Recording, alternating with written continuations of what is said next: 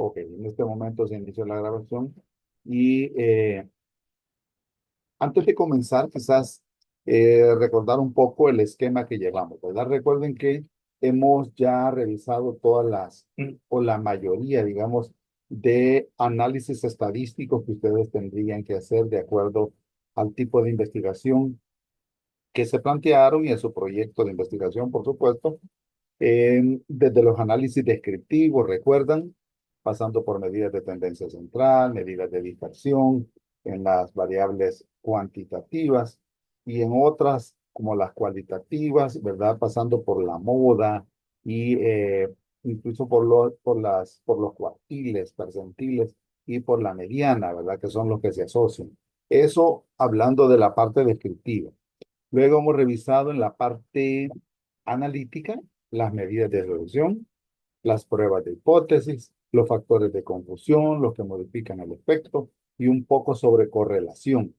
Creo que con todos esos temas podríamos hacer con tiempo, por supuesto, y despacio, un análisis una vez tengamos nuestras bases de datos respectivas de las investigaciones.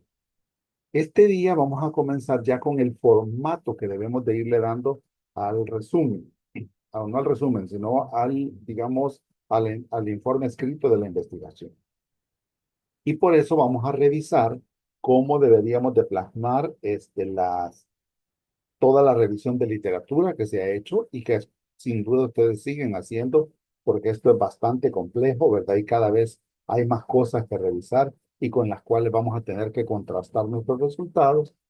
Así es que luego ver cómo eso lo utilizamos, toda esa información que está escrita en la literatura científica, la utilizamos para nuestro informe final y finalmente cómo lo plasmamos en las referencias bibliográficas, que serían como los pasos a seguir. Esto antes de empezar a hablar cómo debemos de preparar nuestras presentaciones, nuestros, digamos, cómo vamos a definir nuestros tipos de audiencia, ¿verdad? Cómo vamos a preparar la presentación que se le va a hacer al jurado, la presentación que ustedes van a hacer, quisieran hacerle a las autoridades de donde hicieron su investigación, para que al final pues tengamos elementos, digamos, que ayuden a mejorar en salud pública, que al final es para eso hacemos las investigaciones. Entonces, comenzaríamos esta tarde, vamos a empezar a compartir pantalla.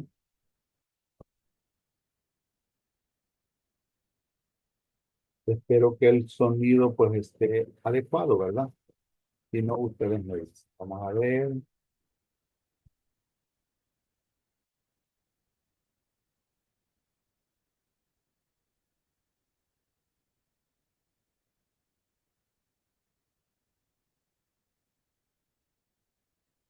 Está. No,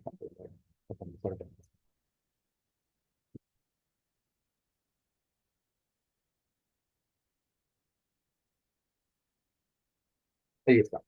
Entonces vamos a comenzar a hablar en esta tarde de cómo vamos a utilizar esa literatura y qué características debería de cumplir para que realmente nos sea de utilidad para nuestros contrastes, para esa parte que le llamamos discusión y en la cual concluimos sobre resultados sin repetir esos resultados, sino más que todo contrastándolos con lo que dice la literatura. Tiene que cumplir ciertas características para que eso se haga. Vamos a intentar cumplir estos objetivos para la sesión de esta tarde y vamos a explicar por qué la revisión de literatura es importante.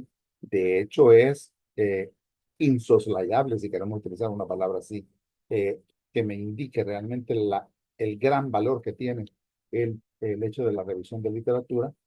Cada quien, no hay un esquema específico, quizás decirle sobre cómo uno va a ir planteando, ¿verdad? Algunos elaboramos unos cuadros que son personales, otros lo harán de otra manera, pero la idea es que a todos nos sirve esas revisiones para poder utilizarla en nuestro dato, en nuestra investigación. Vamos a describir los elementos básicos de un artículo de investigación. Vamos a usar el enfoque sistemático cuando se está leyendo un artículo científico, cuál es el enfoque que deberíamos de darle, y usar una serie estándar de preguntas para facilitar la lectura de la literatura científica. Es decir, cuando estoy viendo la introducción, qué es lo que debería preguntar, eh, cómo tomar la decisión de leer todo el artículo o solamente el abstract. Desde el abstract, pues, yo puedo decidir, ¿verdad?, qué tan importante es lo que, y si me sirve para mi investigación, mejor dicho. Entonces, para eso hay ciertas preguntas que se eh, recomiendan que el investigador se haga antes de decidir si va a utilizar esa literatura o no la va a utilizar. Vamos a ver cuál es el propósito de la revisión de literatura, los elementos de los artículos científicos, cómo hacer la lectura de literatura científica y cómo la vamos a citar de acuerdo a normas que ya existen para ello. Quizás antes de esto mencionarles que, en primer lugar, para que una literatura científica sea eh, utilizable y de calidad, el primer elemento de calidad que una revista científica tiene es que tenga revisión por pares. Si una revista publica sin que esos artículos sean revisados por pares, eso definitivamente no es utilizable desde el punto de vista científico. Entonces es un elemento que deberemos de considerar. Y para ello lo que hacen las revistas es que envían sin mayores datos sobre el autor, para evitar pues ahí interferencia, envían a otras personas que ya han publicado sobre ese tema o que son reconocidos sobre ese tema para que puedan hacer revisiones e incluso recomendaciones sobre los artículos a publicar. Y eso es lo que se le llama revisión por pares. De hecho, la revista Alerta, que se publica en el Instituto Nacional de Salud de aquí del país, tiene esa, ese elemento, ¿verdad?, de revisión por pares. Entonces, eso es el primer elemento que vamos a considerar para ver si vamos a utilizar un artículo, ver, entrar solo a páginas o revisar solo aquella literatura que tenga revisión por pares. Sería el primer elemento. Ok, ¿cómo vamos a hacer entonces una revisión de literatura? Definámosla, ¿verdad? Una revisión de literatura es la recopilación y la evaluación crítica de la literatura relevante. Puede haber muchísima, pero hay que saber reconocer cuál va a ser relevante para mi investigación con respecto a un tópico, un tema, una situación o un sujeto de interés. Entonces puede ser que haya mucha literatura que sí cumple los elementos de calidad, que sí es importante, que sí tienen hallazgos relevantes, pero lo que yo tengo que definir es si es de interés para lo que yo estoy investigando, ¿verdad? Si es así, entonces la voy a utilizar. Sería como el segundo elemento, ¿verdad?, que tengo que considerar. Primero, que tenga revisión por pares para poder decidir a cuáles revistas vamos a entrar. De hecho, las que vamos a ver al final de estas presentaciones son las recomendadas para salud. Habrá otras para otras ramas de la ciencia, pero para salud ya están cuáles son las que se recomiendan utilizar. Y el segundo elemento es que sea de interés, que sirva para lo que yo estoy investigando, ¿verdad? Si mi investigación es sobre un tópico específico de una enfermedad, de un evento, entonces tengo que definir si todo lo que he encontrado en la búsqueda, que ahora es fácil hacerlo en Internet, es de interés para el punto que yo estoy tratando de demostrar o tratando de eh, validar mediante datos científicos. ¿Cómo se usa entonces una revisión de literatura? Primero, informa acerca de investigaciones actualizadas sobre la salud. De hecho, hay un tiempo que se considera. Deberían ser investigaciones publicadas en los últimos 15 años. No quiere decir que hace más de 15 años no haya información que sea útil. Claro que la hay. Sin embargo, la medicina ha cambiado tanto, cambia tan aceleradamente, que lo que se recomienda es buscar artículos que no sean más antiguos de 15 años, excepto que los temas en los que yo voy a buscar literatura sean aquellos en los cuales ya está dicho todo, como por ejemplo características de los microorganismos, eh, fisiopatología, que eso generalmente no hay mucho cambio, a menos que sea una patología nueva, como sucedió con COVID, cuestiones anatómicas, cuestiones microbiológicas. De repente eso ya está como definido y ya la comunidad científica lo acepta como dado. Pero habrá otros elementos en los cuales, pues, lo más importante es lo que ha ocurrido en los últimos 15 años. El segundo punto es que proporciona antecedentes para guiar una investigación. Entonces, primero, me actualiza, sirve para actualizar. Segundo, me proporciona antecedentes para guiar una nueva investigación. De hecho, cuando estoy tratando de elaborar la pregunta de investigación, lo que estoy buscando es aquello que todavía no está demostrado, o por lo menos no está demostrado en la población que a mí me interesa. Y a lo mejor sí se ha hecho en otros tipos, en otras poblaciones, con otras características, pero de repente no está demostrado en población como la nuestra. Y ese es un punto importante. Entonces, me guían para poder realizar una nueva investigación o una investigación que ya se esté llevando a cabo. Porque puede ser que estemos a mediados de una investigación y si de repente tenemos elementos nuevos que han sido publicados y que nos pueden servir, pues es totalmente válido que los utilicen. Y un tercer uso es que mantiene a los profesionales actualizados con respecto a los acontecimientos más recientes en sus campos de investigación. Yo creo que a todos nos ha pasado, ¿verdad? Que en aquellos temas nuevos que van surgiendo, a uno le toca empezar a buscar literatura de fuentes confiables, empezando por la página de la Organización Mundial de la Salud, ¿verdad? Dado el hecho porque nosotros nos desenvolvemos en el campo de la salud. Por ejemplo, cuando empezó COVID, empezamos a buscar sobre COVID, había mucho. Cuando salió la viruela símica, sobre viruela símica. Últimamente, esta fiebre de oropuche, por ejemplo, a buscar sobre fiebre de oropuche y qué es lo último que se está publicando al respecto. Y hay otros temas que si bien son eh, no tan nuevos, como sarampión, por ejemplo, tosferina, u otras enfermedades que son prevenibles por vacunas, en los cuales nuevas investigaciones están demostrando o están botando, digamos, paradigmas que nosotros con los que crecimos cuando estudiamos en la universidad, como por ejemplo el hecho de la inmunidad para toda la vida. A mí se me enseñó, por ejemplo, que si a mí me daba sarampión o me vacunaban contra el sarampión, yo quedaba inmunizado para toda la vida. Nuevas investigaciones demuestran que eso no es cierto, ¿verdad? Que después de 7 a 12 años, un periodo de 7, 8 a 2, hasta 12 años, los niveles de anticuerpos no son suficientes para proteger. Entonces, eso quiere decir que tenemos muchos adultos que padecieron del sarampión, por ejemplo, o que fueron vacunados contra el sarampión, pero ya tienen más de 12 años de haberse expuesto al virus del sarampión y que ahora nuevamente son susceptibles. Eso cambia completamente todas las acciones de salud pública, ¿verdad? Entonces, nos mantiene actualizados.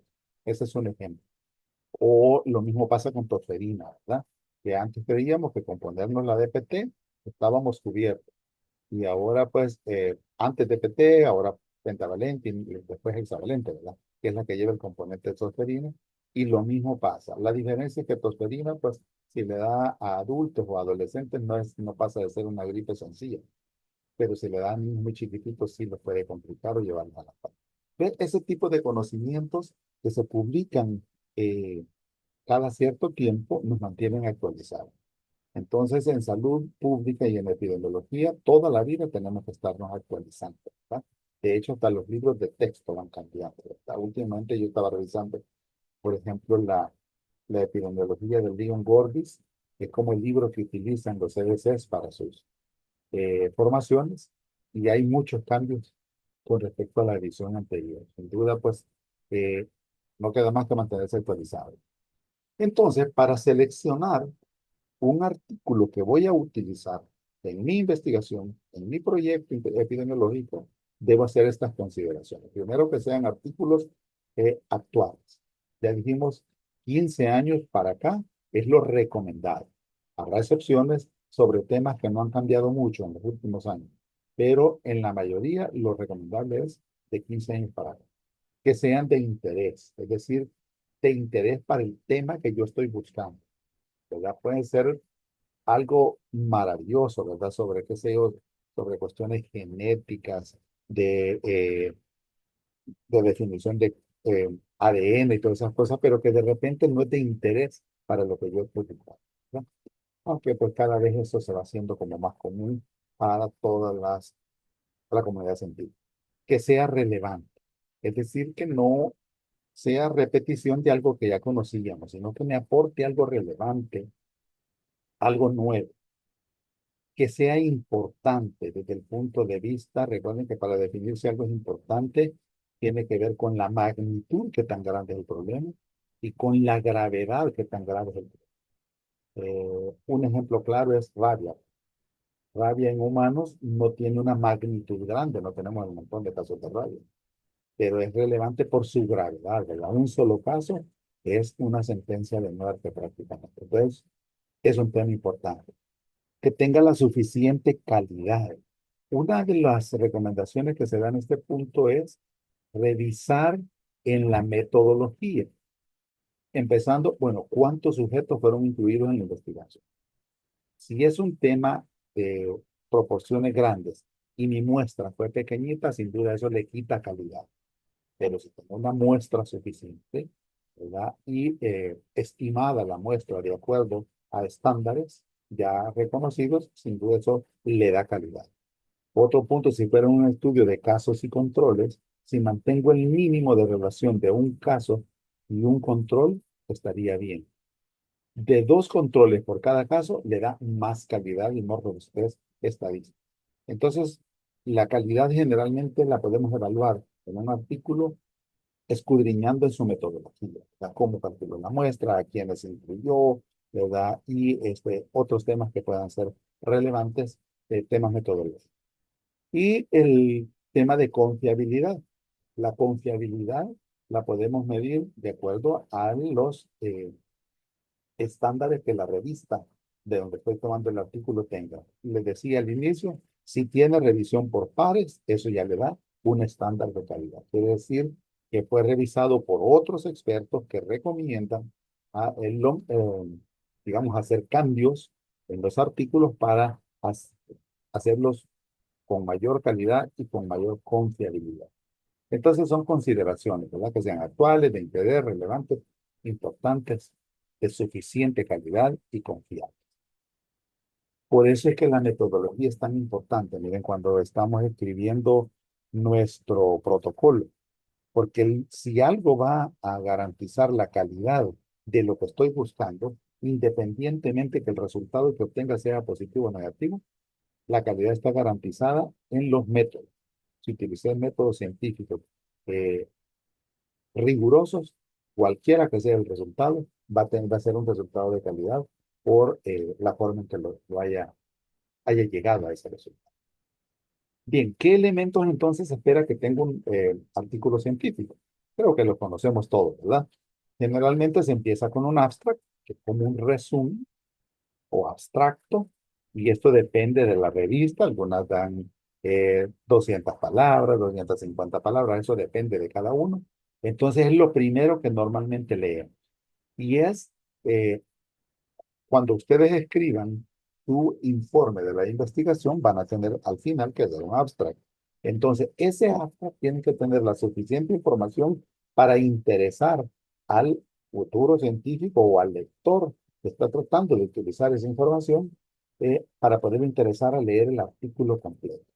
Entonces, es de gran relevancia. En muchas revistas empiezan por eso. Primero piden el abstract y la revista, de acuerdo a eso, después decide si es publicable lo que yo le estoy presentando o no es publicable. Entonces, ven ustedes la relevancia que esto puede tener y es lo primero que vamos a leer. De hecho, hay formas de filtrar en los buscadores, que ya vamos a ver algunos, para que me dé solo los abstracts, solo los resúmenes. Y si estoy interesado, de acuerdo a eso, pido el artículo completo. Y luego viene el formato que ya conocemos, el formato IMRD, que es un formato universal, que con alguna que otra modificación, pero es el que se utiliza en el mundo científico. En la introducción, ustedes ya saben que es donde podemos encontrar cuáles son las preguntas a las cuales esa investigación está dando respuesta o busca la respuesta. ¿Cómo llegó a plantearse el problema y por qué decidió investigar tal o cual cosa? Eso lo podemos hallar en la introducción. En los métodos, ustedes ya saben qué es lo que lleva, ¿verdad? Lleva cuál es el tipo de estudio, cuál es la muestra, cuál es la población total, cuáles son las variables. Y aquí algo importante es la definición de las variables, porque de acuerdo a eso podemos ver si las variables fueron definidas de una manera concreta, de tal manera que me garanticen el resultado. y no de una manera vaga. Por ejemplo, hay variables que es fácil definirlas, ¿verdad? Por ejemplo, la variable edad es fácil, la variable sexo, la variable, pues, digamos, municipio de residencia, todas esas son variables fáciles, pero habrá variables más complejas, como por ejemplo, eh, sufrir violencia. Eso es más difícil definirlo. Entonces, si lo que yo estoy buscando es sobre el tema de violencia, en la lectura de los métodos, de los artículos que yo baje, puedo encontrar los elementos suficientes para ver si realmente se apegan a lo que yo estoy dictando. Entonces, ven cómo los métodos son vitales. Por eso es que dedica bastante tiempo a eso. Luego viene la parte de los resultados, que es la otra parte que tiene un artículo, ¿verdad? Y en los resultados, generalmente nos vamos a las tablas, a las figuras, a los gráficos, antes de leer el texto, ¿verdad? Porque eso es lo que me da la idea si me puede servir ese artículo para lo que yo estoy buscando en mi investigación.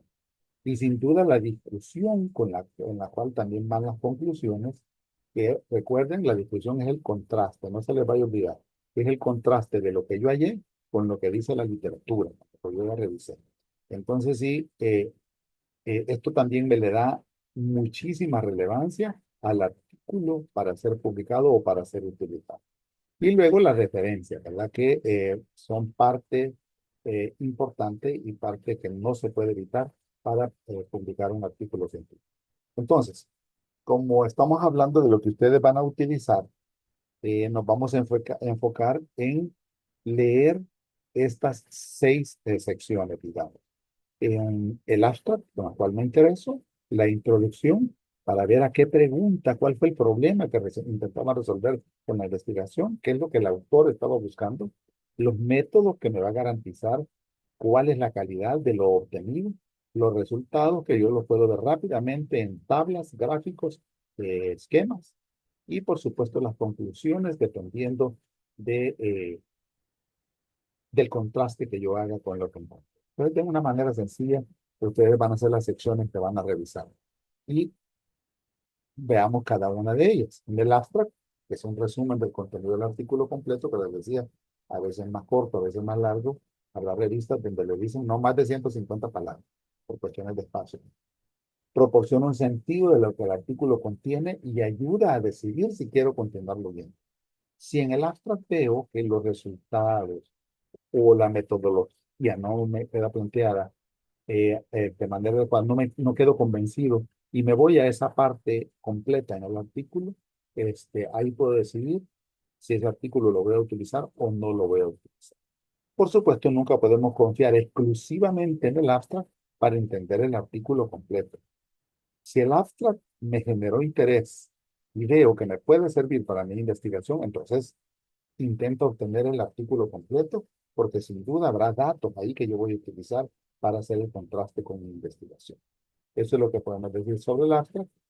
Aquí tenemos un ejemplo, ¿verdad?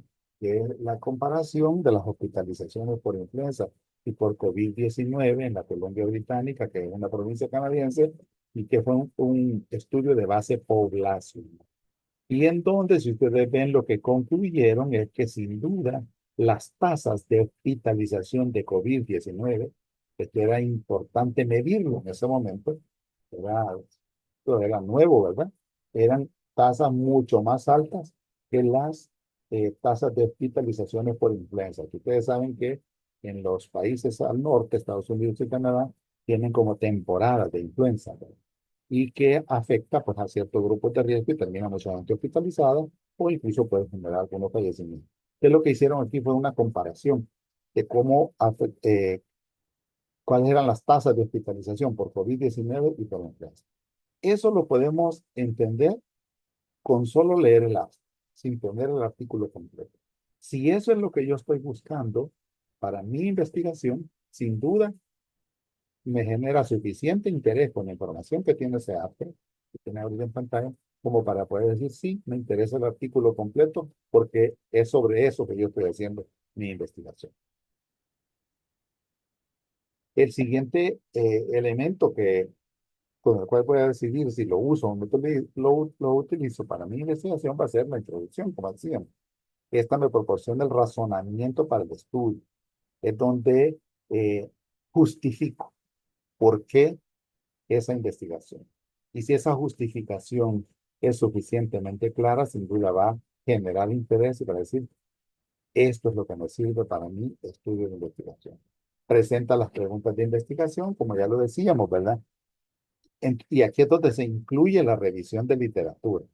Entonces aquí es donde ustedes también van a incluir, o ya lo incluyeron cuando armaron su protocolo, ¿verdad? Toda la interpretación de toda la revisión de literatura que ustedes saben. Estoy utilizando pues el formato del estilo Vancouver, que vamos a ver si al final le damos una revisada rápida. Luego, los métodos. Esto es como el núcleo, ¿verdad? Lo más importante desde el punto de vista de cómo se lleva a cabo una investigación es la metodología. Esto es lo que me fortalece lo que encontré o lo que me bota los resultados. Por lo tanto, si yo lo que estoy interesado, digamos, ya decidí que me interesa el artículo porque en el abstract hay elementos que me sirven, ya entendí qué es lo que el autor buscaba cuando leo la introducción. Entonces, el siguiente paso es, bueno, ¿qué calidad tenía esta investigación? Y eso lo puedo decidir leyendo los métodos. Entonces aquí vamos a incluir el diseño del estudio. Ustedes saben si es un estudio descriptivo, analítico, si es descriptivo es estudio de casos o serie de casos, o es metodológico, o si es un analítico, pues un aporte, es un caso sin controles, o es un transversal analítico, o es un transversal descriptivo, etc. Pero aparte del diseño del estudio, ¿cuál es la población que se utilizó para el estudio? ¿Verdad? Sí, mientras más grande sea, ustedes saben que mientras la muestra sea más amplia, el resultado estadístico es más robusto, se acerca más a la realidad de la totalidad de la población. Por supuesto, si tengo un buen método de selección, no solo depende del tamaño, sino de la forma, del proceso de selección. Si lo hago aleatoriamente, si es aleatorio simple, aleatorio cuantificado, etc. Ustedes conocen los diferentes tipos de muestreo.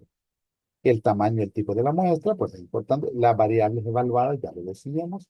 Aquí es donde vamos a ver si el autor describió claramente las variables y con eso puedo decidir si me sirve o no me sirve.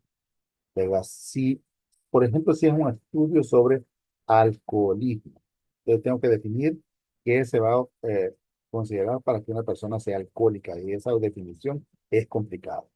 O tabaquismo, o violencia. Entonces son temas complejos a definir. Entonces, lo que se hace en esos casos es que la mayoría de autores usan definiciones ya estandarizadas por la Organización Mundial de la Salud. Y, por supuesto, los métodos estadísticos utilizados es importante. ¿Cómo llegué a esa conclusión? Evalué esa medida de asociación que busqué para ese factor de riesgo, cumple los requisitos, ¿recuerdan? De qué tan grande es, me lo dice el número, qué tan preciso, me lo dice el intervalo de confianza, y qué tan, si tiene validez estadística, a través del valor de P. Si tiene esas tres cosas en una medida de asociación, yo puedo decir, utilizó métodos estadísticos adecuados. Porque si solo me muestra el valor del RR, el valor del OR sin decir cuál era el intervalo de confianza o cuál era el valor de P, entonces podría asumir que está ocultando algo, ¿verdad? Y que el valor pues no es muy confiable. Pero alguien está dando. También pueden escribir preguntas en el chat cuando consideren necesario o comentarios. Entonces los métodos, ¿verdad? El siguiente tema que voy a definir para interesarme en un artículo son los resultados. Y aquí es donde le decía, generalmente me voy a las tablas, a los gráficos, a los esquemas, porque me dicen mucho sobre los resultados de esa investigación, ¿verdad? Entonces, cómo se presentan los datos recolectados es importante. Por eso tengo que tomar una decisión sobre cada resultado que yo voy a presentar en mi investigación, cuál es la mejor manera de hacerlo. ¿En una tabla? ¿En un gráfico? ¿En un esquema? ¿En un eh, digamos, en un mapa? Con-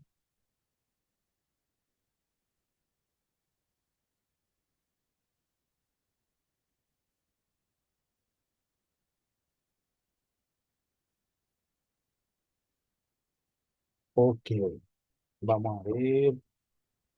Me está preguntando la doctora Ábalos por un estudiante. Vamos a ver si está. Elías Jorge. Elías Jorge no está conectado, ¿verdad? Estimado, si está por ahí, me contesta. Si no, pues asumimos que no está conectado, porque la doctora me pregunta. Ok, entonces decíamos, ¿cómo presento los resultados? También despierta el interés del lector. Entonces vean ustedes, imaginémonos cuando estemos haciendo nuestro eh, esquema escrito para el artículo, imaginémonos cuál es la mejor manera de interesar a otros para que lo lean. Y una forma es presentar adecuadamente, utilizar adecuadamente lo que ya conocemos.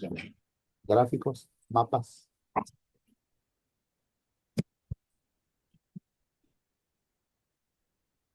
Y luego, pues la discusión, ¿verdad? En la discusión, ustedes saben que incluye las conclusiones, pero también incluye las recomendaciones, ¿verdad? Aquí se resumen y se interpretan los resultados sin repetir. No es una repetición de los resultados, sino que es una, digamos, un enlace, una comparación de todo lo que yo encontré en artículos previos, en toda la revisión de literatura. Generalmente, en una discusión decimos nuestros resultados o mis resultados, a diferencia de tal cosa, encontré tal. Eso es lo que yo ven, es una comparación. Entonces, no es una repetición del resultado. O si no hay diferencia, digo, igual que en tal investigación, lo que encontré fue esto estudiado. Así van a encontrar ustedes la discusión. Entonces, si ustedes ven que los datos están bien discutidos y están bien concluidos, también con eso deciden utilizar esa investigación para su propio informe, ¿verdad? Se discuten las fortalezas y las limitaciones. Aquí es donde generalmente ponemos cuáles limitantes tuvimos.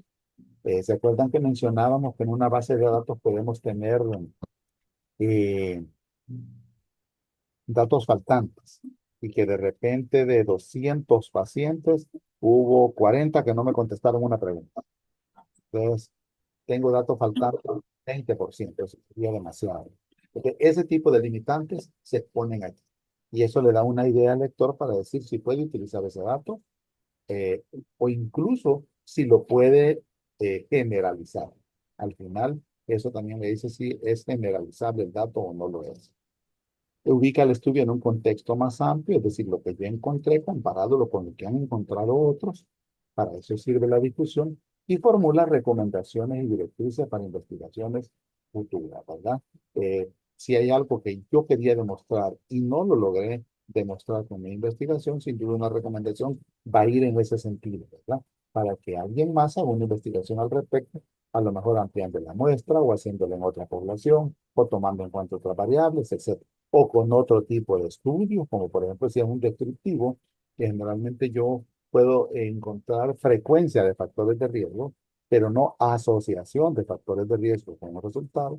Entonces, en esos casos casi siempre se recomienda hacer una investigación de tipo analítico para ver si ese factor que es tan frecuente en los pacientes que yo incluí en mi investigación tiene alguna asociación o no la tiene. Para eso ustedes saben que hay medidas estadísticas que se deben de utilizar. Y las referencias nos proporcionan una lista completa de las fuentes que utilizaron, ¿verdad? Sin duda, si utilizó fuentes de confiables, eso también le da confiabilidad, ¿verdad? Al artículo que yo estoy utilizando. Y además, sí, la forma en que son citadas en el artículo también me le da como cierto rigor científico a la investigación que yo estoy utilizando para beneficio de mi artículo, ¿verdad? O de mi informe de investigación. Ok, entonces esa sería la en cómo basar la decisión de utilizar un artículo o no. Primero, con el abstract.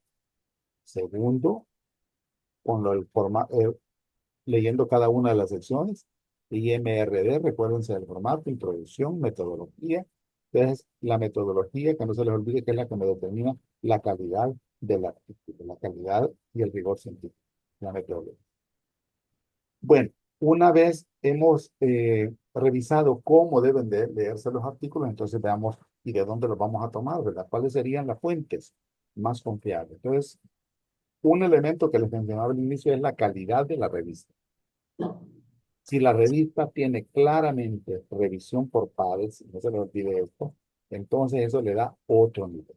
Si es una revista que no tiene revisión por pares, entonces eso le quita calidad.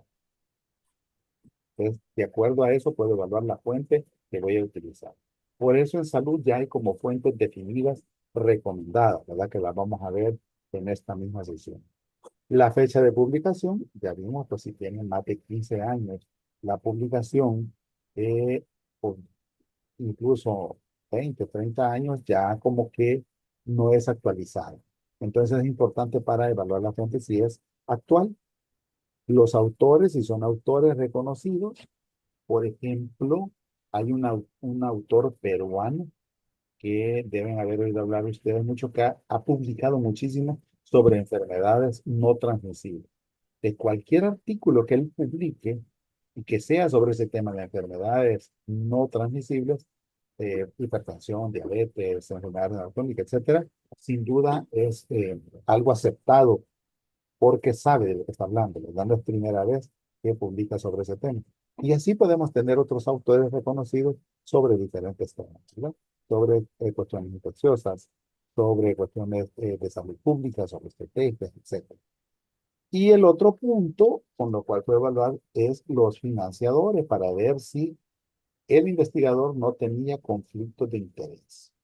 Si es una casa comercial, digamos, eh, que distribuye medicamentos, la que pagó mi investigación, eso pudiera ser un conflicto de interés si yo estoy hablando precisamente sobre esos medicamentos que esa casa distribuye. Entonces, esas cosas deben ser evaluadas para ver, no es ilegal ni es fraudulento que haya financiador. De hecho, muchas investigaciones requieren financiadores. Pues normalmente lo que se hace es que hay financiamiento a través de instituciones reconocidas, como las universidades. Pues las universidades obtienen cierto financiamiento y son las que tenían como el intermediario para hacer las investigaciones, para quitar ese probable compromiso que un investigador pueda tener si está recibiendo dinero de una empresa, ¿verdad? Eso pues hay que evaluarlo y con eso definir si esa fuente es importante. Entonces dijimos que había que hacer una revisión previa del artículo, hay que leer el abstract, hay que determinar el propósito principal y las preguntas de investigación en la introducción, eh, inspeccionar las tablas y las figuras para ver los resultados y leer brevemente la discusión para un resumen de resultados e interpretación de los autores. Esto sería para una revisión rápida, ¿no? Entonces, luego hay que decidir, leer este artículo contribuirá con la información nueva que yo necesito para investigación. Eso pues lo define cada uno, ¿verdad?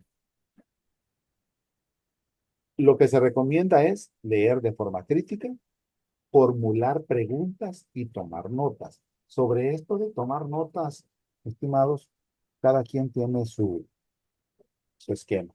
Yo lo que hago, o cuando me ha tocado hacer revisión de literatura, es una tabla en donde pongo el nombre del artículo, el año en que fue publicado, la población que incluyeron, por ejemplo, si fue una muestra de 2.000, de 10.000, de 30.000, hay artículos así grandísimos, que si incluye eso le da peso, cuáles fueron los principales resultados que encontraron, qué es lo que a mí me sirve, ¿verdad?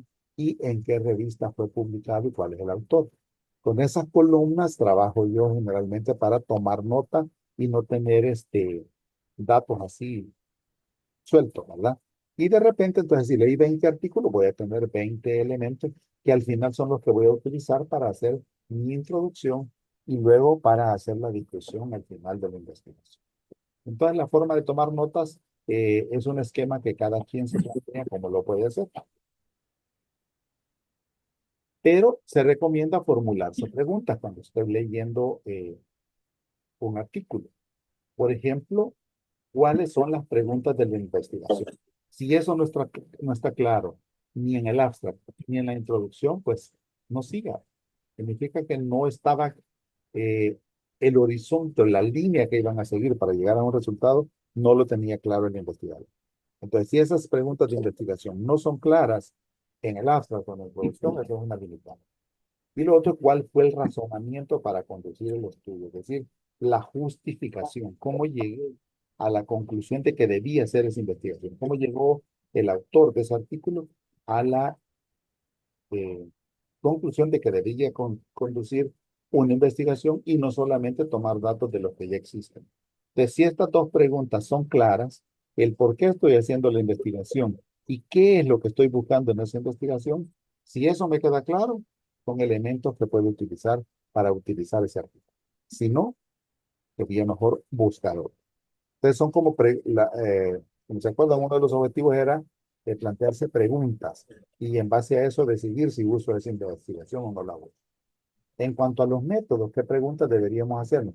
¿Qué diseño de estudio estoy usando? Por ejemplo, si yo estoy haciendo algo analítico, en donde estoy buscando asociación entre un factor y un resultado, eso no lo voy a encontrar, por ejemplo, en un estudio descriptivo que esté publicado, aunque la revista, y eso no quiere decir que el estudio no sirva, sencillamente no sirve para mis propósitos, porque sin duda yo voy a obtener un RR, un OR o cualquier otra medida de asociación que no voy a encontrar en un estudio descriptivo, por lo tanto no voy a poder comparar. Entonces, es una pregunta importante hacerse, que tenga más o menos un diseño que vaya de acuerdo a lo que yo voy a intentar encontrar para poderlo contrastar.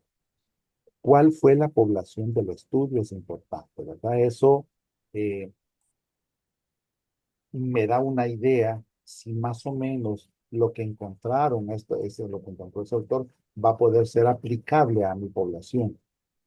Y si, o si va a ser contrastante o no lo va a ser. Es una pregunta también que debo hacerme cuando estoy leyendo los métodos en un artículo. ¿Hubo algún grupo de comparación? Recuerden, de esto depende si es analítico o no es analítico. En los analíticos siempre, siempre, siempre hay grupo de comparación.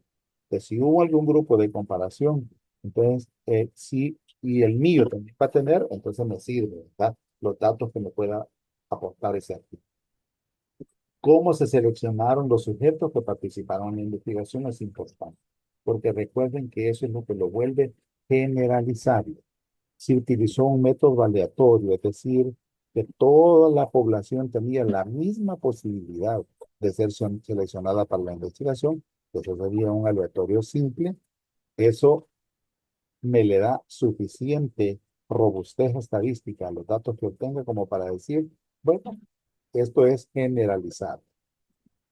Por supuesto, tomando en cuenta cuál fue el intervalo de confianza de cada medida y cuál fue el valor del T, para poder decir si lo puedo generalizar o no.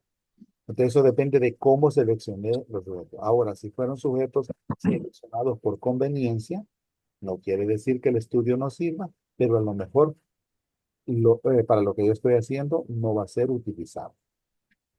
Y la última pregunta sobre los métodos es si se utilizaron los métodos apropiados para responder a la pregunta de la investigación. Si yo lo que estoy buscando es probar hipótesis, entonces tengo que tener pruebas estadísticas para probar esa hipótesis. Y no solo suponer, sino demostrarlo con un número o con un valor de P. ¿Se acuerdan cuando revisamos las pruebas estadísticas que nos sirven para aceptar o para rechazar hipótesis? Entonces, si el investigador utilizó los métodos apropiados, sin duda el resultado que haya obtenido también va a ser importante para contrastar lo que yo obtengo. Entonces, ven ustedes, son preguntas que nos podemos ir haciendo para definir si voy a utilizar esa información de ese artículo o no la voy a utilizar. Además, qué variables fueron consideradas y si fueron debidamente definidas. Lo que decíamos al inicio, habrá variables que no cuesta definirlas, ¿verdad? Variables como, se me ocurre ahora, edad, sexo, eh, nivel de estudio, mm, o digamos escolaridad o procedencia. Esas son variables fáciles de definir. Pero habrá otras variables eh, que no son tan fáciles, como las relacionadas con lesiones, con violencia, con escalas de medición de ciertas cosas. Eso no es fácil definir. Entonces, habrá que ver cómo las definió el autor que yo estoy intentando utilizar para ver si me sirve en mi investigación.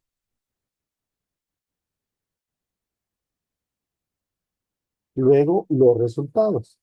De cuáles fueron los principales resultados. Recuerden lo primero que yo voy a hacer en este artículo, cuando vea los resultados, irme a las tablas, las figuras, las imágenes que me haya planteado para hacer mi idea de los resultados que obtuve. Y los métodos para el análisis estadísticos si fueron los apropiados, ¿verdad? Si hizo análisis estratificado, análisis univariado, análisis bivariado, multivariado, etcétera. Si construyó adecuadamente las tablas de 2 por 2 para obtener un resultado de RR o de OR, si calculó adecuadamente el intervalo de confianza. Todos esos métodos utilizados para el análisis es importante para ver si ese dato que lo obtuvo es contrastable con el mismo. Y en la discusión, que es bueno, la última parte, quitando la referencia, pero la última parte del artículo, cuáles fueron las principales conclusiones a las que llegó ese. Realmente, si utilizó métodos adecuados para sacar, para seleccionar la muestra y para hacer los análisis estadísticos, la discusión pues tiene más posibilidades de ser utilizada.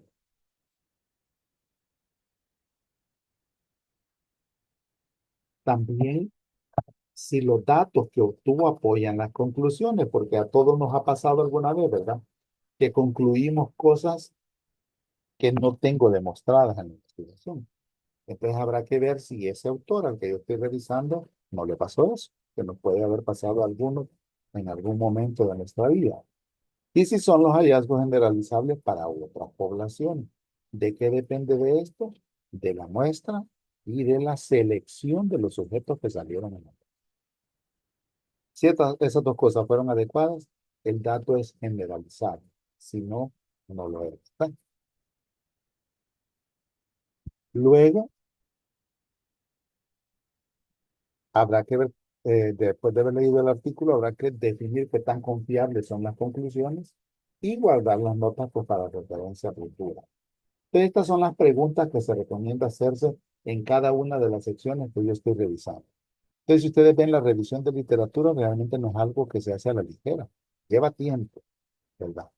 Pero lo primero sería tener todos los abstracts disponibles. Póngale que bajaron 10 artículos. No van a tener tiempo suficiente para leer uno por uno. Primero definan, de acuerdo al primer elemento, los abstracts que van a utilizar. Y si el abstract los interesó, van al artículo completo. ¿Cómo cito la literatura? ¿Por qué es necesario citarlo para evitar el plagio? No sé si ustedes se han dado cuenta que ahora, con el uso de la inteligencia artificial, es más fácil copiar las cosas. Pero lo que debemos saber también es que la inteligencia artificial también tiene sus herramientas para detectar plagio. Les invito a que cuando terminamos la clase o un día de estos, entren a la aplicación que se llama Zero GPT. Ahí ustedes pegan un texto, lo copian de cualquier lado y lo pegan y les da el porcentaje de eh, plagio que puede tener. Entonces es bien fácil. eh, por ejemplo, ustedes le piden a ChatGPT que les haga algo, ¿verdad? Y les hace un texto de cualquier cosa. Si ese texto lo copian luego en 0GPT, van a ver que les va a decir 100% de plagio.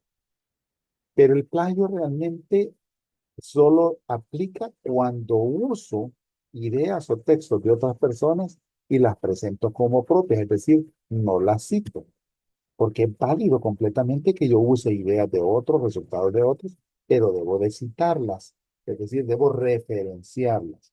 Entonces se deben incluir citas cuando se usan hechos o ideas que son presentados por otros. Las citas directas y deben ser marcadas adecuadamente. Para esto hay métodos, ¿verdad? Entonces puede ser que mucho de lo que ustedes escriban, sobre todo en la introducción, ¿verdad? Donde van los antecedentes, el marco teórico, mucho de eso ustedes están tomando textos, ideas de otras publicaciones. Pero si le ponen la referencia adecuada, eso no es plagio. Eso es válido, ¿verdad? Entonces por eso es importante aprender a referenciar. Podemos tener diferentes tipos de plagio, ¿verdad? Que no es objetivo de la clase, pero solo para que conozcan un plagio completo, un plagio basado solo en las fuentes, plagio directo, autoplagio, por ejemplo, que estoy copiando una idea que yo puse en otro lado y la vuelvo a utilizar en este lado, pero en una cuestión que yo escribí y no le pongo la referencia. Es decir, aunque sea mía, aunque sea un artículo previo que yo publiqué y que yo estoy utilizando para este nuevo artículo, tengo que referenciar. O parafrasear el plagio, es decir, agarrar la idea y ponerlo, cambiarle un par de palabras o darle otra forma, sigue siendo plagio si no lo referencio. O si pongo una autoría inexacta. Eso ya está descrito cómo debe ponerse las referencias. Ya hay métodos, ¿verdad? Plagio accidental, plagio mosaico, bueno, diferentes tipos de plagio. Lo que interesa es que si utilizo ideas de artículos, de libros, de revistas, que sepa referenciar. Eso es como la moraleja para evitar el plagio. Entonces hay pasos importantes. Hay que incluir las referencias de todas las citas mencionadas en el texto. Por eso ustedes verán que hay artículos que traen 40 referencias en un artículo chiquitito publicado, ¿verdad? Pero es porque todo lo que utilizaron de otros autores lo referencian. Entonces es importante que no nos olvidemos. De hecho, eh, yo me acuerdo que nos decían que cada vez que escribiéramos algo, por pequeño que fuera el artículo, siempre es importante que lleve suficientes referencias. A nosotros nos daban el dato de 18 referencias como mínimo. Entiendo que para ustedes creo que son, no sé si son 20 o son 30. Vamos a revisar bien cuál es el mínimo de referencias que debemos de tener. Pero sin duda les van a salir más. Si ustedes referencian todo lo que utilizaron para su protocolo y ya no digamos para el informe final de la investigación, pues van a salir muchas más que esas. Y incluir el listado de referencias al final del documento. Esto es lo que se recomienda para el estilo Vancouver. Habrá otros estilos en donde a pie de página se van poniendo referencias. Pero para el estilo Vancouver generalmente van al final, que creo que lo vamos a alcanzar a ver. Hay tres, bueno, las disciplinas académicas utilizan diferentes estilos. El que nosotros se recomienda y que es ampliamente aceptado para salud es el estilo Vancouver. Pero también están las normas o el estilo AMA de la Asociación Médica Americana, ¿verdad? Y también la Asociación de Psicología Americana, las APA, pero que son utilizadas para otras ramas de, digamos, de la ciencia, o sea, son válidas, pero lo recomendado para nosotros es el estilo Vancouver. En salud pública y en epidemiología hay como un consenso internacional de la comunidad científica que debemos utilizar siempre el Vancouver Style o estilo Vancouver, que se le da ese nombre porque precisamente fue en esa ciudad de Canadá en donde se hizo el documento final.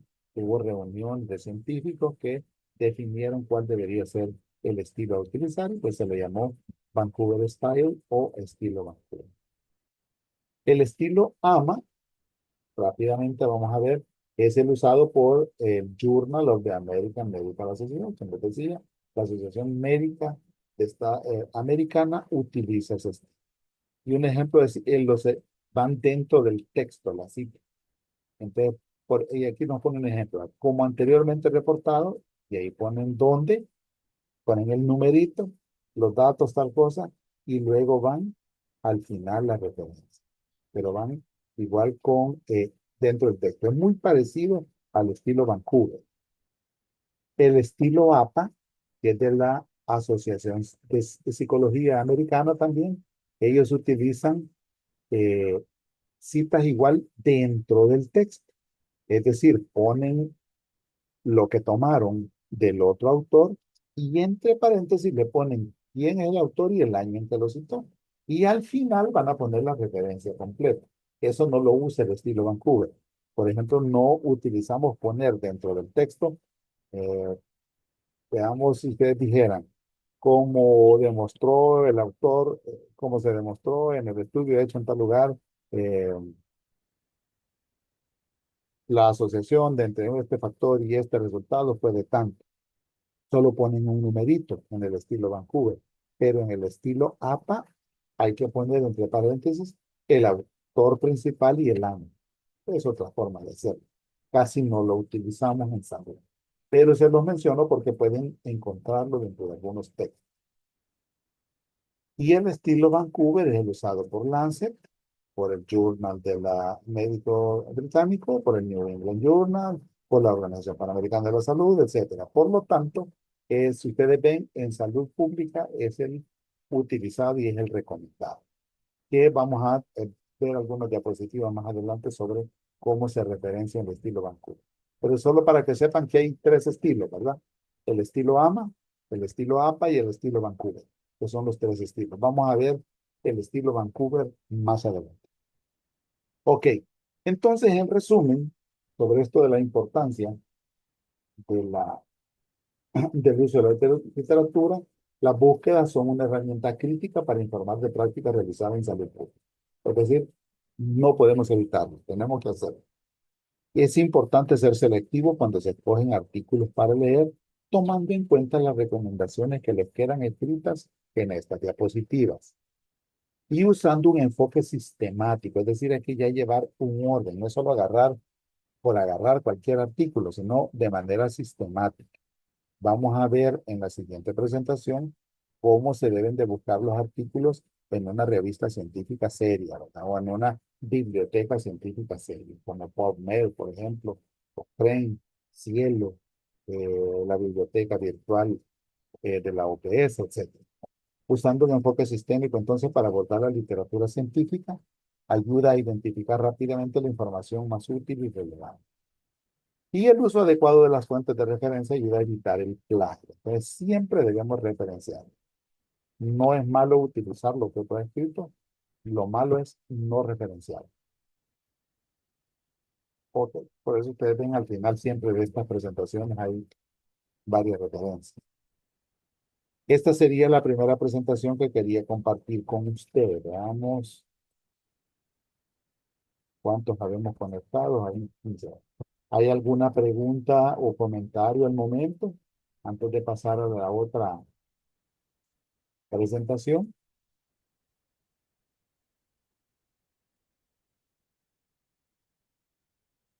Bueno, no hay, pase a la segunda, en donde vamos a ver ya algunos ejemplos de búsqueda, ¿verdad? Siempre usando el formato IMRD, se los recuerdo ahí, introducción, metodología, resultados, difusión, y así están ordenados generalmente las eh, revistas científicas. Entonces vamos a revisar en esta segunda presentación, vamos a conducir revisiones sistemáticas de literatura, identificar varias maneras de evaluar la información que hay en Internet, porque ustedes recuerden que ahora hay un montón de cosas que podemos utilizar. Si ustedes ven en estos buscadores de inteligencia artificial, como el Copilot y el ChatGPT, hasta le dan las fuentes de la cosa que ustedes le piden. Entonces uno puede verificar en esa fuente. Usar los recursos de la base de datos para investigación y la revisión sistemática de la literatura médica, los que están disponibles para nosotros como área iberoamericana. ¿Verdad? Que sí tenemos disponibles muchísimas herramientas de manera gratuita y que no son gratuitas en otras partes del mundo, solo para Iberoamérica, es decir, de México para abajo, ¿verdad? Cómo usar los motores de búsqueda en Internet, cómo usar la biblioteca Cochrane y Vireme para conducir revisiones de literatura. Van a ver algunos ejemplos que les vamos a presentar acá. Vamos a discutir cómo conducir una revisión sistemática, de cómo se revisan esos recursos y las características de PubMed y Cochrane, que son dos de las tres.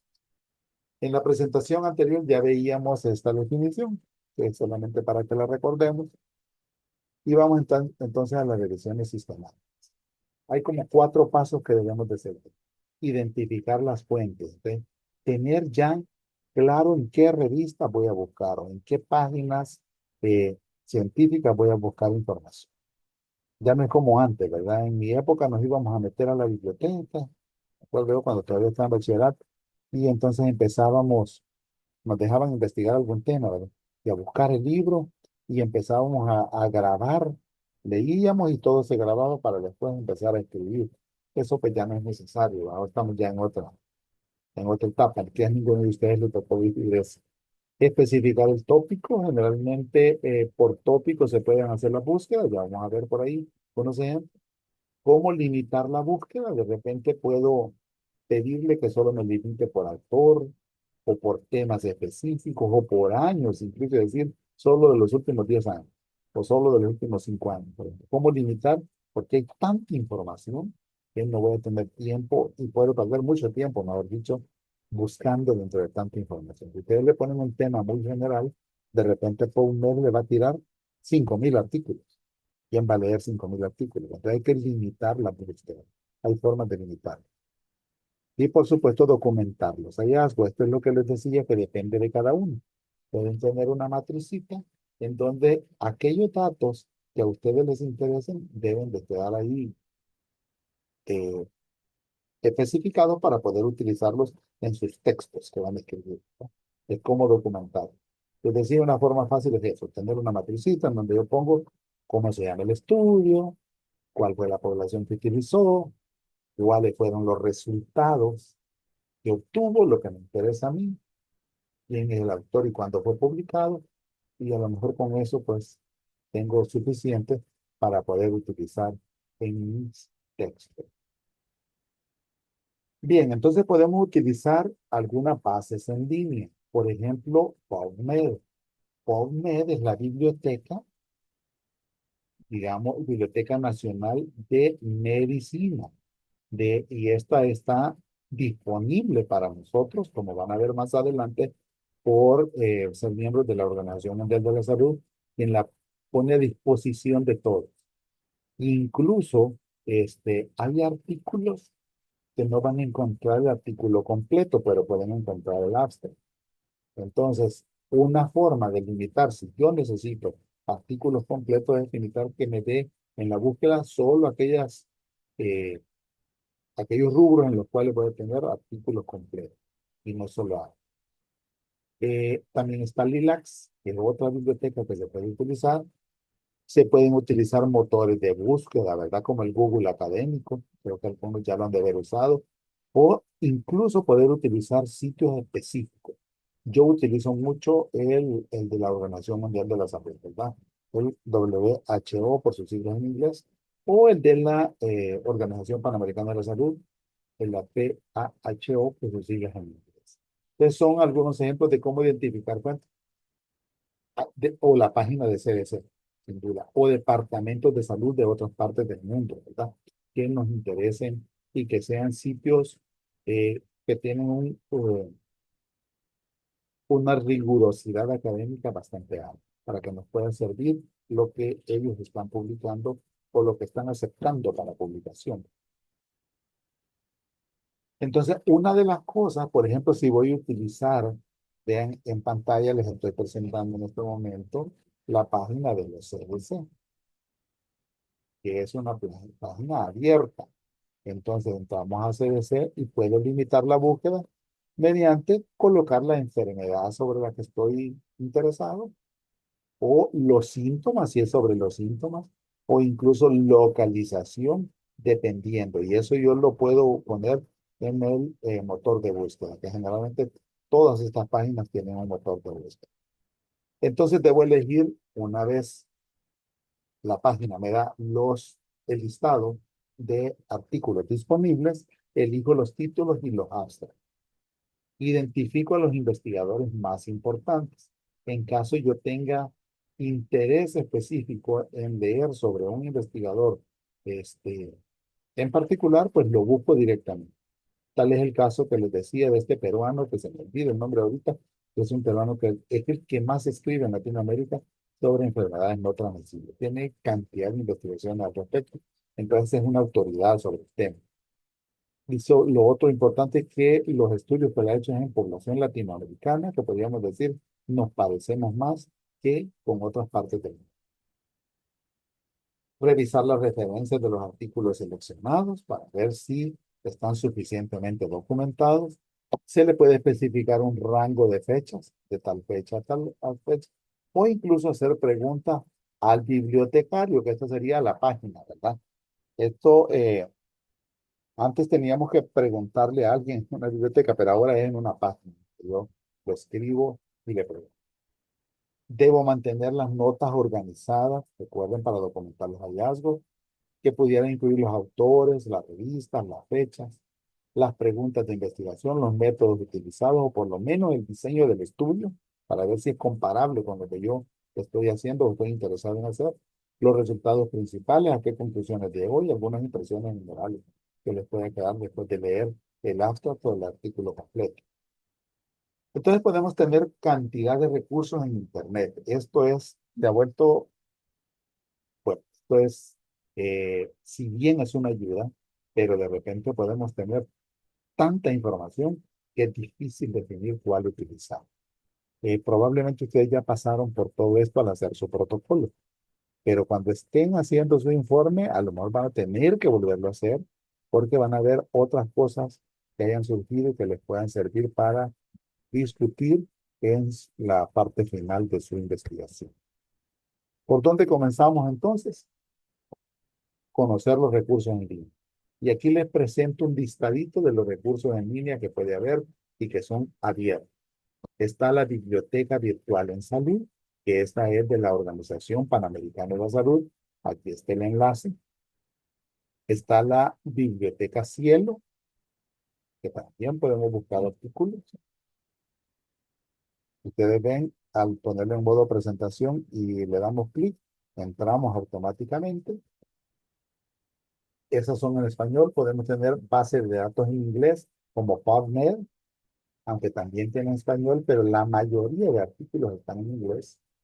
O la Cochrane Library o Biblioteca Cochrane, ¿verdad? Que se entra a través de este enlace también.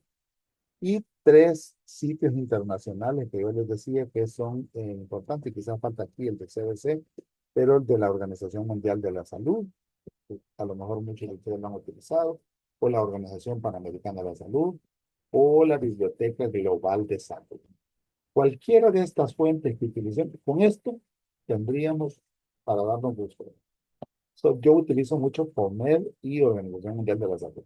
Esas son las dos que más utilizo y para cualquier duda que tengo sobre algo nuevo, cada vez que surge algo nuevo, yo hago búsqueda en esas páginas, PubMed y la Organización Mundial de la Salud, porque sin duda son datos actualizados. Les preguntan qué debemos hacer, qué se debe tomar en consideración cuando se evalúa la información en línea. Creo que se los mencioné en la sesión anterior. Revisión por pares. Estas páginas que ustedes están viendo aquí y todos los artículos que son publicados en esa página llevan revisión por pares. Entonces eso le da un nivel de calidad distinto. No es solo que yo me ponga a escribir, ¿verdad? Eh, Doctor, oh, disculpe que no está proyectando su pantalla. híjole, no había fijado, perdón. Vamos a ver. Tiene razón. Creí que estaba proyectando. Entonces, ahora vamos a volver a hacer este proceso. Compartir. Me había fijado, mil disculpas, de veras. Ahora sí, ¿verdad? Sí, doctor. Ahora sí. Entonces les decía, bueno, todo lo demás es más que todo texto, ¿verdad? Pero aquí sí les van a quedar los enlaces. En esta diapositiva pueden ver los enlaces de las diferentes fuentes que podemos utilizar para buscar artículos para nuestras investigaciones. O incluso para actualizarnos, ¿verdad? De repente no es solo que queramos utilizarlo para nuestras investigaciones, sino para actualizarnos. Si ustedes quieren saber lo último sobre viruela símica, por ejemplo, no pueden evitar entrar a la página de la Organización Mundial de la Salud. Ahí están publicados los datos principales. Y si quiero investigaciones de salud pública y epidemiología sobre ese tema, me voy a PubMed. Entonces son dos páginas obligadas. Sigamos. Les decía entonces, para evaluar la información, revisión por pares. Todas esas tienen revisión por pares. Que sean completamente citables. Y ahora eso es más fácil porque ahora todas esas publicaciones tienen un DOI. DOI se llama DOI, que es un número, como un número, como un ID, ¿verdad? Y con el cual ustedes lo escriben y todas las digamos, los recursos que ahora existen para hacer referencias bibliográficas, como por ejemplo el Mendeley, que sí lo hemos utilizado alguna vez, o el Zotero, que son dos de los más utilizados, a través de un DOI es fácil hacerlo. Bueno, que sean relevantes, eso lo define de acuerdo a las preguntas que vimos en la otra sesión y que sean recientes, ¿verdad? Que sean recientes, ya vimos el tema del tiempo. Doctora Hernández, ha levantado la mano. Sí, doctora, dígame. Es que yo le quería preguntar, fíjese de que yo estaba usando el Sotero, pero a la hora que ya pasaba ya las direcciones, ¿verdad? Este, no encontraba cómo pasar la y Vancouver. Entonces, ¿cómo hago para pasarlas a Vancouver? Tengo Solo que, le daba otras opciones. pero tengo que tenerlo instalado en la compu, ¿verdad? Fíjese que normalmente el Zotero uno instala la aplicación en la computadora y hace el enlace con Word. Cuando uno ya está escribiendo en Word, ahí le aparece en el menú arriba para hacerlo todo con Zotero. Y ahí tiene que darle las opciones. Yo tengo una presentación sobre eso, doctora, que quizás se la voy a facilitar si está interesada, porque yo vi ese tema en otro lado. Creo que se lo vi a enfermería una vez que necesitaban algo sobre Sí, investigaciones. Y está en esa diapositiva, está clarito cómo ir buscando cuál es la sí, opción. fíjese, buenas tardes. Yo le puedo compartir esa presentación, doctora, hoy. Y si no, lo vamos a revisar aquí en la clase.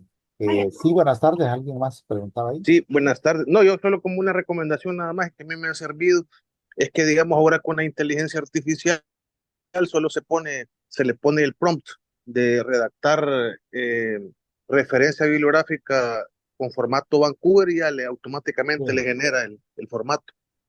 Es que ahora esas herramientas sin duda ayudan un montón, ¿verdad, doctor? Claro que sí, sería otra forma, ¿verdad? Correcto. Y digamos, la tradicional era esa que le estaba diciendo a la doctora, que uno va escribiendo su artículo o su informe en el Word y ahí le va dando las referencias y como está como enlazado con el Zotero, desde que uno instala en la computadora la aplicación, es fácil irlo haciendo. Pero sí, doctor Hernández, podemos hacer eso para facilitarle. Oye, le voy a buscar esa presentación y ya se la comparto así de manera individual para que usted le pueda dar una chequeadita. Ok, entonces veíamos la primera, decíamos, la biblioteca virtual en salud de la Organización Panamericana de la Salud. Vean, es esta que está aquí. E incluye todas estas bases de datos. Miren. Bases de revistas, ¿verdad? Relax, DexNest, Big, Brisa y PIC. Entonces, le incluye estas cuatro, esa biblioteca virtual. El enlace lo veíamos acá, ¿verdad? Entonces, si yo entro a este enlace de la biblioteca virtual en salud, voy a tener acceso a todas esas revistas que ustedes vieron acá. Y al darle clic, esta es la primera pantalla que le va a abrir. Él le pone biblioteca virtual en salud y aquí puede empezar a buscar usted. Búsqueda guiada de evidencias, hasta tiene como ¿cómo se llama? Tutoriales. Tutoriales para poder utilizarlo de manera. Este es el repositorio institucional de la organización, estoy señalando con el puntero, ahorita sí, de la Organización Panamericana de la Salud, localizador de información en salud, catálogo multimedia y tiene todas estas opciones, ¿verdad? Esto es accesible para nosotros. Veamos qué más. Y aquí también les pongo en la diapositiva, en la base, digamos, en el pie de página, les pongo también el enlace para que quieran ustedes hacer la prueba si es que no lo han utilizado. Tiene la otra, dijimos que era Cielo. Entonces, entramos a cielo.com, ¿verdad? ¿Qué cielo significa? Biblioteca científica electrónica en línea. Eso significa cielo. Y este tiene las opciones muy parecidas a PubMed, en donde uno en el buscador escribe lo que está buscando y automáticamente le tira los artículos, ¿verdad? Entonces le pone estos artículos en los cuales si le da un candadito, es que está ya abierto, significa que tiene acceso a todo el contenido Y si no se lo da, quiere decir que solo tiene acceso a la abstracta. Porque habrá autores pues, que ponen limitaciones, ¿verdad? Y incluso ustedes tienen las opciones de imprimir el artículo, de enviárselo por correo, de exportarlo o de bajarlo automáticamente. Aquí también les pongo el link al cual se puede utilizar para poder entrar a esa biblioteca, cielo.org. Y esta para mí es una de las más utilizadas, creo que es una de las más grandes que existen. Ustedes la deben haber utilizado ya. Ustedes solo le dan pubmed.com en el buscador y les abre esta página en donde ustedes ya pueden buscar acá qué es lo que necesitan. Aquí en la barra de buscar le pueden poner el tema que ustedes están buscando. Por ejemplo, infecciones asociadas a la hospitalización en cirugía, por decir algo, o infecciones asociadas a cesáreas, o sarampión.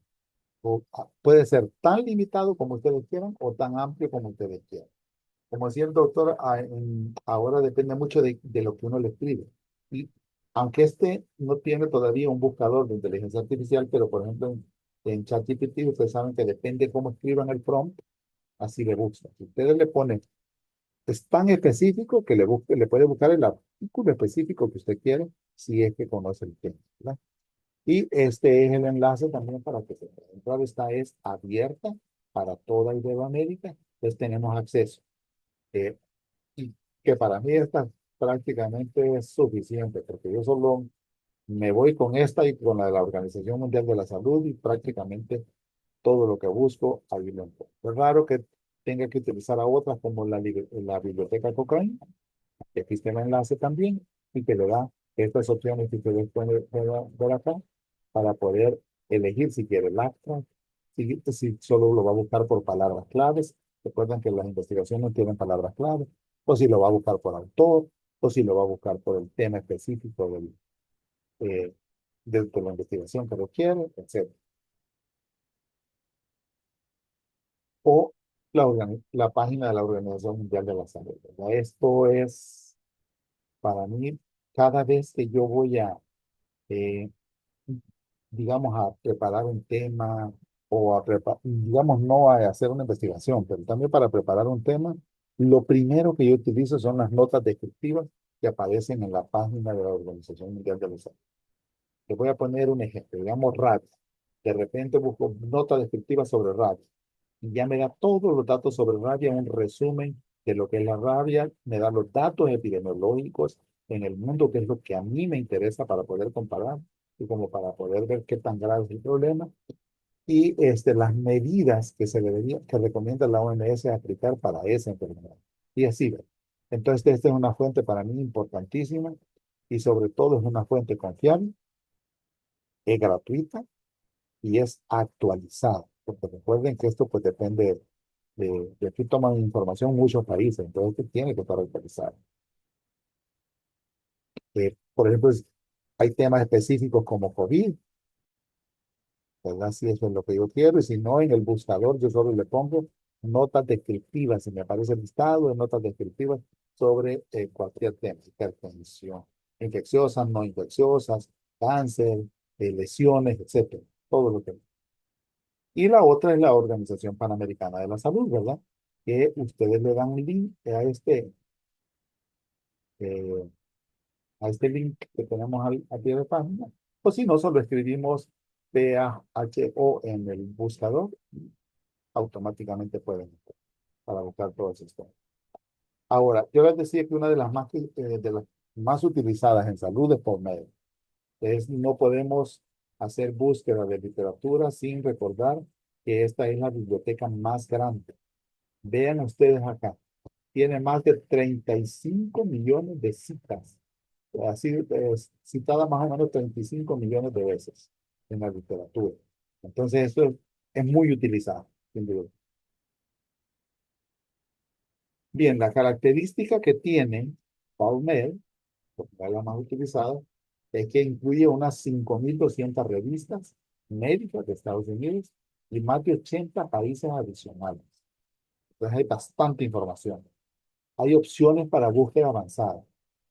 Hay vínculos a muchos artículos con texto completo. Si yo quiero el artículo completo, Y hay vínculos a otros artículos que están citados dentro de esos artículos y que están relacionados. Por ejemplo, si yo tengo la suerte de encontrar el último artículo sobre un tema específico, también puede entrar a los links de todas las referencias que ese autor utilizó, como para también utilizar a esos artículos para mi investigación. Tiene la capacidad para almacenar citas, incluso como que si fuera un sotero, ¿verdad? Pero normalmente no se utiliza para eso, pero dependerá de cada uno. Y también tiene la capacidad para actualizar búsquedas y tiene un verificador gramatical. Si yo escribí mal una palabra, se la corrige y se la busca de acuerdo a la corrección, ¿verdad? No a cómo yo la escribí. Entonces, eso es importante. La búsqueda básica es escribir la palabra clave en la casilla y le damos buscar. Pongamos este ejemplo. Aquí lo pusimos buscar sarampión, ¿verdad? O en inglés, measles. Entonces viene y me abre todo esto y me da, si ustedes ven, 31.801 artículos. Aquí lo estoy señalando, ¿no? Porque como yo no le especifiqué mucho, pero la biblioteca tiene más de 31.000 artículos que me hablan sobre el sarampión. Por supuesto, yo no voy a leer 31.000, ¿verdad? Entonces necesito ser más específico.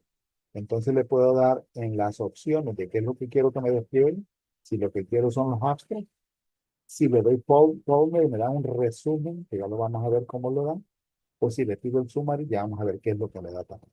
Y le puedo pedir que me los ordene en 10 o, o aquí a la izquierda, si solo quiero los artículos que solo esté el abstract, o los que tienen, o solo los que tienen texto completo gratis, porque algunos que son pagados, ¿verdad? O los que tienen texto completo, ya sea gratis o sea pagado. Entonces, aquí puedo escoger esas opciones. Entonces, ven ustedes, es un buscador bastante sencillo. Si yo lo que le pido es el summary, me va a dar esto que ven acá, que es como el resumen. Entonces, en el primer artículo de los 31.000 me da sarampión, donde fue publicado y un resumencito de lo que incluye ese artículo. Si yo lo que le pido es el abstract, obviamente me va a dar el abstract completo y no solo este resumencito. Y si yo le di en la opción PubMed, me da este resumen que es editable, ¿verdad? Y que yo puedo utilizar para copiar aquellas partes que necesite y por supuesto luego referenciar.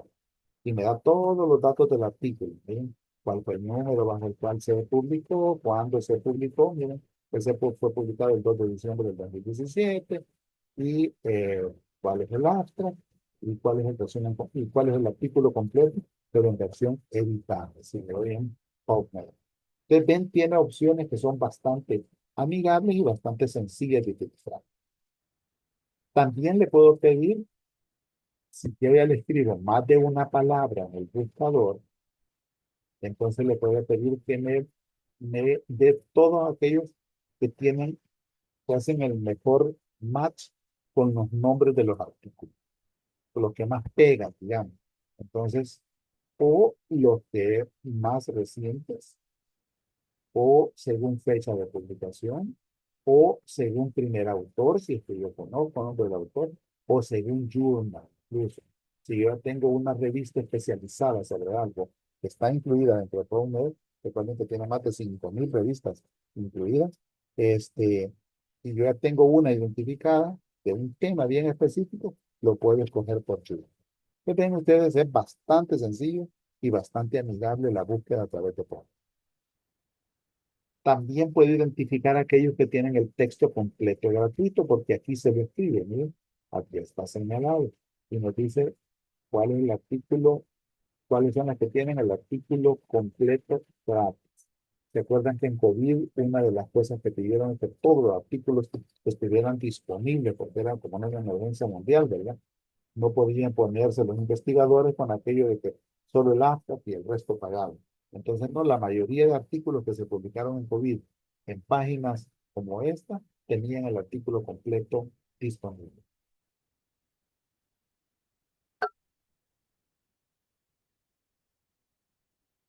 También podemos hacer búsqueda avanzada, en la cual puedo hacer la búsqueda por la afiliación, o quiero todos los campos, o por autor, o por el primer autor, o por el último autor, o aquellos que son libros, o aquellos que tienen una declaración de conflicto de interés, etcétera. Tendrá todas las posibilidades. Eso ya sería una búsqueda avanzada, ¿verdad? Para poder eh, disminuir de los 31.000, por ejemplo, a lo mejor a 500 o a 100, ¿verdad? En el tema que veíamos de sarampión. O, por ejemplo, aquí le, pe- eh, le pedí en los filtros aplicados que solo me incluyera todos aquellos que tienen artículo completo gratis o disponible, ¿verdad? Free article. Entonces aquí pueden ver que 10.267 artículos. Esto es sobre dengue, ¿verdad? Fiebre del dengue, manual de revisión, etcétera, etcétera. Todo porque aquí lo incluí a la izquierda, le marqué que quería solo los artículos en los cuales pudiera tener acceso a toda la información y no solo al acta, ¿verdad? El PubMed permite eso. Y la otra cosa que tiene es que puedo exportar la cita bibliográfica. Entonces lo puedo poner acá, ¿no? O me la mando al correo, y me va a caer en mi correo, por supuesto, de cómo debo de citarlo. Entonces solo lo copio y lo pego en el artículo. O que me lo deje archivado aquí dentro de la misma página, donde puedo almacenar hasta 500 citas. Después, eso se pierde después de 8 horas sin actividad. Por lo tanto, entonces esto no es para tenerlo ahí para siempre. Recuerden que estos, como es tan utilizado a nivel mundial, pues no todo el mundo va a tener almacenado ahí todas sus citas. Pero si usted va a hacer una búsqueda durante unas 4 horas, póngale y empieza a buscar, entonces los va almacenando y luego los puede copiar todos. Le puede hacer un almacenamiento de hasta 500 citas, pero después de 8 horas de no utilizar, pues se la va a borrar. También se pueden guardar como PubMed, es parte de la Biblioteca Nacional de Medicina, ¿verdad? Que es de los Estados Unidos y que, bueno, inició ya, pero realmente de la Organización Mundial de la Salud, guarda todas las búsquedas que hago en PubMed, las puedo guardar y me puede crear alertas sobre nuevos resultados. Esto es importante cuando hay enfermedades nuevas. Por ejemplo, esto de la influenza, que ustedes saben que de repente el H1N1, H3N2, ahora hay H5N8, H5N3, creo que hay también. Entonces, cada vez que se publique algo, le va a lanzar una alerta y usted lo deja programado en esta parte. Es bastante fácil de utilizar. Y la otra es la librería o la biblioteca, perdón, Cochrane, en la cual igual tengo acceso está generalmente pagada, pero en países de Iberoamérica es gratis. Entonces se puede utilizar, se puede entrar con los enlaces que les puse en la tablita, por si a ustedes les interesa. La ventaja es que tiene resumen de la investigación existente sobre intervenciones específicas de salud. Entonces, Cochrane es más para intervenciones. Si ustedes están haciendo, digamos, están midiendo qué tan efectiva es la vacuna contra la hepatitis A, digamos, o contra la varicela, que son de las últimas que se han implementado, aquí pueden encontrar artículos que miran ese tema porque es una intervención específica en salud. Entonces, cuando estén buscando literatura sobre intervenciones, la indicada sería total. También es designada para facilitar la toma de decisiones. De hecho, pues cada vez que los clínicos, por ejemplo, utilizan mucho esta porque aquí es donde salen las publicaciones de los últimos tratamientos, qué tan efectivos son, cuál es lo último que se recomienda en técnicas quirúrgicas. Entonces, es muy utilizado más que todo por clínicos porque es más para intervención, pero también para intervenciones de salud pública, ¿verdad? No solo intervenciones específicas de ciertas especialidades. Y generalmente está basada en pruebas aleatorias controladas, pero que pueden incluir otro tipo de evidencia. Entonces, para intervenciones, ya sea de salud pública o de alguna especialidad médica, lo recomendado es Cochrane. Pero para epidemiología, el y los tipos de estudios que hemos visto, la recomendada desde mi punto de vista es PubMed. Entonces depende de lo que estemos buscando. Las características de Cochrane es que tiene un formato estructurado, la sección de los métodos es bien detallada. Recuerden que si no, no va a ser válido la prueba que ellos estén tratando de demostrar. Tiene estándares predefinidos para pruebas clínicas. La estrategia de búsqueda incluye fuentes no publicadas y no escritas en idioma inglés, lo que es una ventaja, porque normalmente PubMed es todo lo que se publica en inglés, pero aquí podemos encontrar lo que se publica en otros idiomas y que puede tener información importante. También conducen metaanálisis. Ustedes saben lo que es un metaanálisis, ¿verdad? Que es como utilizar varias investigaciones eh, y concluir sobre estas. Por supuesto, tienen que ser investigaciones parecidas, con metodologías parecidas, con poblaciones parecidas. Y no es lo mismo presentar un estudio de 10 personas que presentar un estudio que me resume varios estudios de miles de personas. Sin duda, las conclusiones que encontremos van a tener una validez estadística mucho más grande. De hecho, es bueno que ustedes recuerden que el nivel de evidencia científica más alto que existe es el de los metaanálisis. Y el más bajo es el de las opiniones de expertos. No quiere decir que no sean importantes las opiniones de expertos, pero a nivel de evidencia científica tiene el nivel más bajo de evidencia. Y el nivel más alto son los metaanálisis. Es importante que lo recordemos. Están escritas para mayor comprensión de los no expertos, porque recuerden que generalmente los clínicos no son expertos en investigación, sino que son expertos en su área clínica, ¿verdad? Entonces, esta biblioteca utiliza un lenguaje más comprensible para especialidades, pero no expertos de investigación. Diseñada para relevancia multinacional y es actualizable, ¿verdad? Cada cierto tiempo están actualizando. Tiene resúmenes con lenguaje sencillo, tiene un abstract que ya está estructurado porque la revista dice cómo lo quiere, a diferencia de PubMed, que como PubMed incluye miles de revistas, cada una tiene su propio formato, ¿verdad? Esta no, esta tiene su propio formato en la cual todo lo que se publique ahí va bajo ese formato. Antecedentes, objetivos, criterios de selección, estrategia de búsqueda. Este es digamos, la estructura que llevan los artículos que se publican en Cochrane. Los métodos de revisión, la descripción de los estudios, la calidad de los estudios, los resultados, la descripción y cuáles son las conclusiones de la búsqueda. Entonces, es una estructura un tanto más, como más académica, si ustedes ven, más relacionado con los esquemas que nos piden las universidades, que más que el esquema que vemos para investigación, que es como menos estructurado, lleva menos partes, pero este lleva más porque es como más académico. Se tiene acceso en Centroamérica, porque a través de Cochrane Iberoamérica, así se llama, y esta es la página que nos va a dar si le damos clic a este enlace que ven ahí al final, de página a la derecha, y nos va a abrir igual, muy parecido a lo de PubMed. Entonces podemos ver las revisiones Cochrane, protocolos Cochrane, los ensayos clínicos y otras cosas que podamos ir buscando. Por ejemplo, aquí se buscó la vacuna para sarampión, por la sarampión y la pera, ¿verdad? Y varicela en niños. Entonces, todo lo que hay escrito sobre eso. Les decía entonces que Cochrane es más para intervención, ¿verdad? Medición de intervenciones, ya sea clínicas, individuales o de salud pública.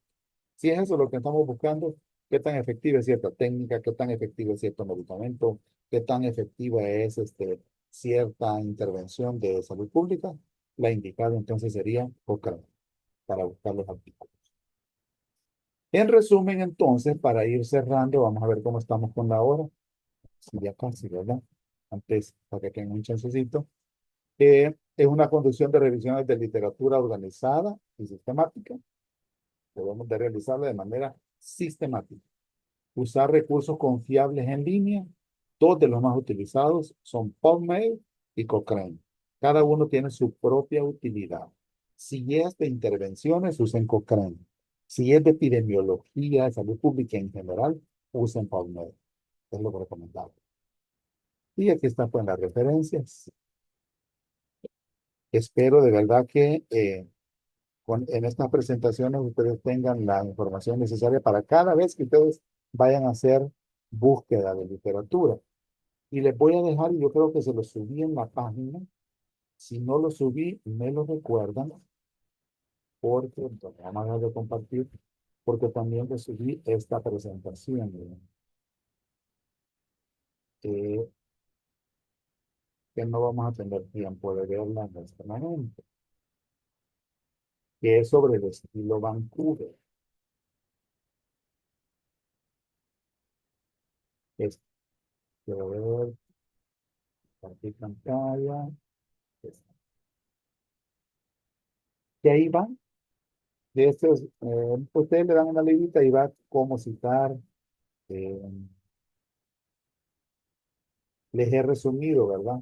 Cómo se hacen las citas, cómo se hacen las referencias, por qué tenemos que citar, ejemplos de citas, o cuando tengo más de una referencia, cómo las debo separar, cuando es un listado, cómo lo pongo, y claro, cómo voy a ir dependiendo, si es para revistas académicas, si van de uno a seis autores, más de seis autores, dependiendo de esa, así es la regla. Luego se sigue, aquí van, cuál es el esquema. Si voy a utilizar el DOI, decía que es el Digital Object Identifier, que es como un ID, ¿verdad? Que tiene, por ejemplo, todo lo que se publica en PubMed y Cochrane, tienen un DOI. ¿Cómo lo voy a utilizar? Si tiene de uno a seis autores, esta es la forma correcta de referenciar. Si tiene más de seis, esta es la forma correcta. Si es de revistas electrónicas, aquí está cómo debe hacerse. Si es un artículo de una revista electrónica, igual aquí está cómo debe hacerse, etcétera, ¿no?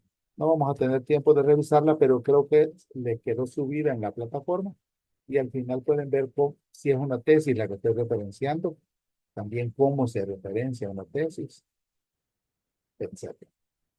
Ok, vamos a compartir. Bien, quiero ver si hay preguntas en el chat. Sí, ¿verdad? Cuando no estaba presentando, mis disculpas, que no me fijé que no había presentado. Por ahí les quedan en la plataforma de la universidad las tres presentaciones, ¿verdad? Uno sobre las principales bibliotecas utilizadas, otra sobre la importancia de la literatura, búsqueda de literatura en línea, y la tercera sobre el estilo Vancouver. Carlos Espinosa. Sí, doctor. Doc, buenas tardes. Una pregunta. Por ejemplo, digamos que yo hago una referencia, en orden van quedando así como usted lo explicó, ¿verdad? Uno, dos, tres y así sucesivamente. Pero, por ejemplo, digamos que voy por la referencia número tres y en otro párrafo quiero volver a hacer una referencia bibliográfica de mi segunda referencia, Sí. Es decir, de mi segundo autor. usar la misma referencia o el mismo artículo, digamos, más de una vez. Ujú. Así es. Sí, ¿Cómo queda el orden? En ese caso quedaría, por ejemplo, uno, dos, tres, cuatro y después dos nuevamente.